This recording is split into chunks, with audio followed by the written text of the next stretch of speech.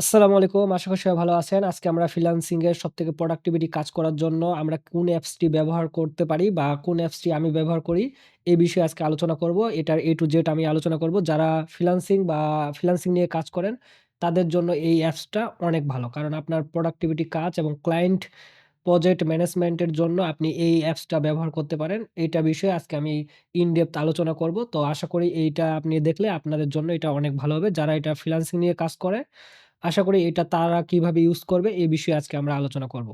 তো ঠিক আছে আমি এটা ওপেন করতেছি। তো এখানে আমি ইতিপূর্বে আমি যেভাবে ক্লায়েন্টের কাজগুলা করে থাকি, তো এটা হচ্ছে আপনি ক্লায়েন্টের প্রজেক্ট ম্যানেজমেন্ট এর জন্য A to Z এখানে সব ক্লায়েন্টের কাজগুলো আপনি শিডিউল করতে পারবেন। শুধু এখানে আমি যে ক্লায়েন্টের কাজের বিষয়টা দেখাচ্ছি এটা না। এখানে আপনি চাইলে আপনি আপনার অন্যান্য টাস্ক গুলাও এড করতে পারেন। যদি আপনি পড়াশোনা করেন তাহলে সেক্ষেত্রে আপনি সেইভাবে এটা আপনি তৈরি করতে পারেন।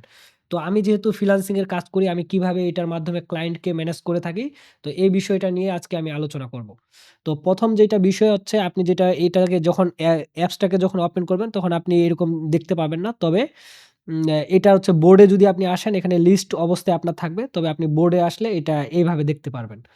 আপনি যেকোনো কাজ করার জন্য মানে আমরা হচ্ছে ফ্রিল্যান্সারদের যেটা প্রবলেম হয় যে আসলে আমরা কোন কাজটা আমাদের করতে হবে বা কোন কাজটা ইম্পোর্টেন্ট সেটা আমরা বুঝতে না পারার কারণে আমাদের অনেক সময় কাজগুলা বিভ্রাট সৃষ্টি হয়। তো এখানে আমি যেকোনো ধরেন আমার আজকে আমি টানা ১ সপ্তাহে কি কাজ করব, কোন দিন আমার কোন কাজটা আছে এবং কোন কাজটা সবথেকে বেশি ইম্পোর্টেন্ট যেটা আমার খুব দ্রুত করা উচিত সেগুলা এখানে আমি লিস্ট করতে পারি। তো এতে করে আমি রিমাইন্ডার পাই যে আসলে এই কাজটা আমার দ্রুত করতে হবে। এটা বেশি ইম্পোর্টেন্ট, এটা অমুক ডেটে করলেও হবে।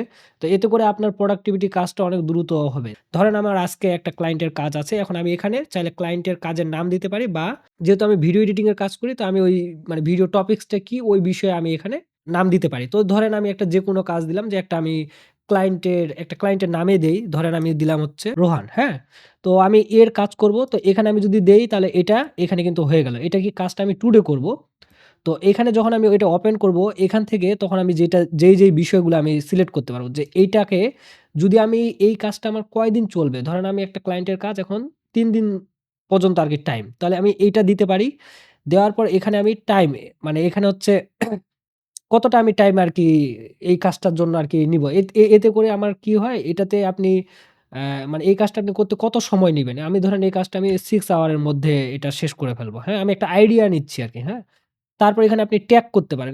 আমি ট্যাগ করলে এখানে আমার যে ক্লায়েন্টের যে ইমেইল গুলো আছে এগুলো সব এখানে চলে আসবে। তো আমি ওইটা এখানে ভিজিবল করতেছি না এবং অ্যাক্সেস এর ভিতরে আছে যে এখানে আমি যদি এটা অ্যাক্সেস আমি যে কয়জন কাকে দিতে চাই এখানে আমি ক্লিক করলে আমি এখানে অ্যাক্সেস দিব। যে এখানে আমার কিন্তু ক্লায়েন্টের আরো নামগুলা আছে। এখানে আমার এই আইডি গুলা সিমিলার জিনিস এখানে হচ্ছে এটার আমার প্রায়োরিটি। এটা কি আমার আর্জেন্ট না কি আছে? তো যেহেতু আমি এই কাজটা যদি আমার ইম্পোর্টেন্ট হয় তো আমি আর্জেন্ট এ দিলাম যে এইটা। তারপর এটা আপনি চাইলে টাইম ট্র্যাক করতে পারবেন যে আসলে এটা আপনি টাইমটা যখন কাজ স্টার্ট করবেন তো এটা হচ্ছে টিম ম্যানেজমেন্ট এর ক্ষেত্রে এটা অনেক দুর্দান্তভাবে কাজ করে। এখন ২য় বিষয় হচ্ছে এখানে আপনি যেকোনো ওই প্রজেক্ট বিষয়ে যে ভিডিও এডিটিং, হ্যাঁ? তো আমি এখানে ভিডিও এডিটিং দিলাম। এই বিষয়ে আপনি যেই বিষয়ে কাজটা হবে সেই বিষয়ে আপনি এখানে ব্রিফ মানে ক্লায়েন্টের যে মেসেজগুলো আছে সেগুলো আপনি চাইলে এখানে শেয়ার করতে পারেন। ধরেন আপনি ক্লায়েন্ট আপনাকে একটা ইমেজ পাঠালো সেগুলো আপনি এখানে অ্যাটাচমেন্ট করতে পারবেন। তো এটা গেল একটা বিষয়। তারপরে এখানে আপনি চাইলে ফোল্ডারও অ্যাটাচ করে দিতে পারবেন। তারপরে ওই টাস্কটার সাথে আপনি সাব টাস্ক জ্যাট মানে আ তৈরি করতে পারেন। মানে একটা প্ল্যানিং আছে না যে ধরেন আমি একটা যদি ক্লায়েন্ট শুধু আমাকে রেকর্ডেড ভিডিওটা পাঠাইছে। তাহলে আমি ওইটাকে এডিট করব, তারপর তার থাম্বনেল বানাবো। তার হচ্ছে অ্যা টাইটেল ডেসক্রিপশন, এসইও অপ্টিমাইজেশন করব। তারপর কোন ডেটে পাবলিশ করব। A to Z আপনি এখানে টাস্ক আকারে লিখতে পারবেন। ধরেন আমি এটা দিলাম একটা আমি এখানে যদি টাস্ক দেই যে হচ্ছে র ভিডিও। তো আমি এখানে ১ম এ দিলাম হচ্ছে ভিডিও, হ্যাঁ? তারপর হচ্ছে দিলাম হচ্ছে এডিট। তো এরপর আমি এরকম আর যেকোনো কিছু দিতে পারি। এখন এগুলাকে আমি যখন আমার এটা কমপ্লিট হয়ে যাবে তখন আমি এখানে টিক চিহ্ন দিতে পারি বা এটা হচ্ছে এখান থেকে টিক চিহ্ন দিলে এটা আরকি আমার ডান হয়ে গেছে, হ্যাঁ? তো এইভাবে করে আপনি আপনাদের যদি টিম করেন তাহলে সেটাকেও আপনি এভাবে ম্যানেজ করতে পারবেন। এই যে রোহান আপনারা এখান থেকে মনে করেন ওই বিষয়টাকে আপনি ওই ক্লায়েন্টের কাজটা ইচ্ছা করলে আপনি এটাকে কি করতে পারেন? এটা যদি আপনি পরের দিন করতে চান তাহলে আপনি এখানে এভাবে সরায় দিতে পারেন। এটাকে চাপে ধরে আপনি যেই ডেটে দিবেন সেই ডেটেই আপনার এটা চলে যাবে। এবং আপনি যদি এটাকে কমপ্লিট করতে চান তাহলে এখানে টিক চিহ্ন দিলে এটা কমপ্লিট হয়ে যাবে।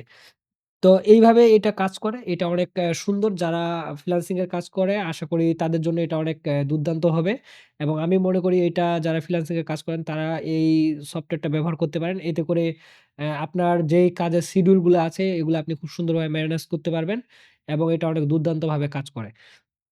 তো ঠিক আছে এই ব্যাপারে যদি আরো কারো কোনো আ জানার কিছু থাকে তাহলে অবশ্যই আপনি আমাকে প্রশ্ন করতে পারেন। ইনশাআল্লাহ আমি আপনাদের সেই প্রশ্নের উত্তর দেওয়ার চেষ্টা করব। তো সবাই ভালো থাকবেন। আসসালামু আলাইকুম ওয়া